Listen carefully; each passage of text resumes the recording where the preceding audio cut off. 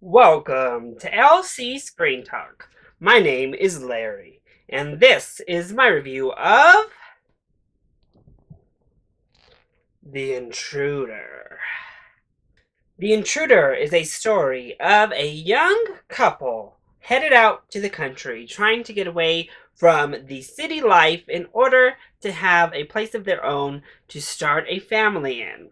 However, the man that they are buying the home from is a little bit unwilling to give up the house his family has built.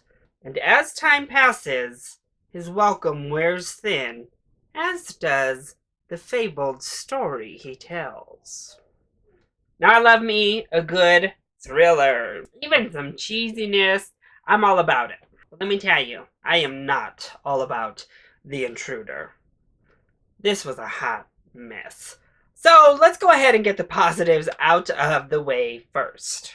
Well, I do think that Megan Good and Michael Ealy give decent performances here. You can tell they're really trying to bring something to this script, to these roles, and I actually thought they had a lot of really effortless chemistry.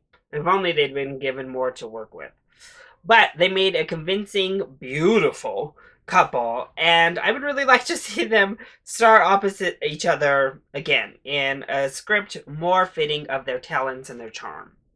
And Dennis Quaid, I will say, gives a very over-the-top, campy villain performance here, but you could definitely tell he was having fun with it, and I think as an audience member for the level of film this is, you also kind of have fun with just how over the top and like wild his performance is. And I will say, I think the film has at least a little bit of fun with itself. It's not all that self-serious. Definitely by the end, it's playing into the camp level of it all, the kind of fun factor, the ridiculousness of it all. But unfortunately, that's not enough, because those are pretty much my only positives. This was a Lifetime movie. I'm not sure how it made it to the big screen. Even with the talent involved here, it still felt like a Lifetime film. This script is just horrendous. I mean, come on. This script is really terrible. The dialogue, the things that come out of these people's mouths is atrocious. And the directing, oh, I mean, this is like subpar amateur level directing, if I'm being honest. We get these weird close-up shots. They feel the need to give us the shot of a front of a car to show that they got in their car to go to dinner. It literally played no part. There's really step-by-step direction stuff that is just horrible. And then when we get into like these love-making scenes, we get close-ups on an ear? Yeah, literally. That's apparently what's sexy to this director. Michael Ealy's ear. No, not getting bit. Not getting, like, licked or whispered into. Just the ear. We zoom in on, like, the sides of heads and settle on the ear.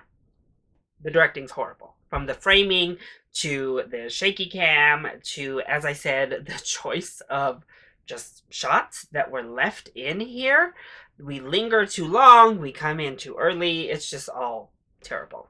The lighting is also terrible, it is stale for the most part, and then too dark for the rest of it. No thanks. All of our side characters' acting is pretty terrible, so our lead three are forced to carry all the weight, but in particular, the best friend, Michael Ealy's best friend, was so bad. I couldn't handle it. Not only was he terribly written as a character, as were all of them, let's be real, but the acting was so terrible, I couldn't believe it. The movie is never scary. It plays by every trope with all of the jump scares you imagine it will have. And the one twist is kind of fun, it's kind of okay, but it just is all ludicrous, outrageous, and ridiculous. I mean, come on. And then our characters are so stupid that you give up. You're laughing. Like the climax of this film is laugh inducing, not scare inducing. The film is just a mess. It's shoddily made. It's like amateur hour to the max. Screen Gems, you've done it again. You live up to your name most every time you put a film out, and that's not a very positive reputation you have. So overall, if you really like Lifetime films and you're in the mood for like a really trashy style Lifetime movie, give this a rental. Otherwise, not even Michael Ealy's beautiful eyes can save this one. You can just skip it altogether. So, that is my review of The Intruder. I hope you enjoyed it. If you did, go ahead, click like down below and subscribe to the channel so you are always up to date on our latest videos.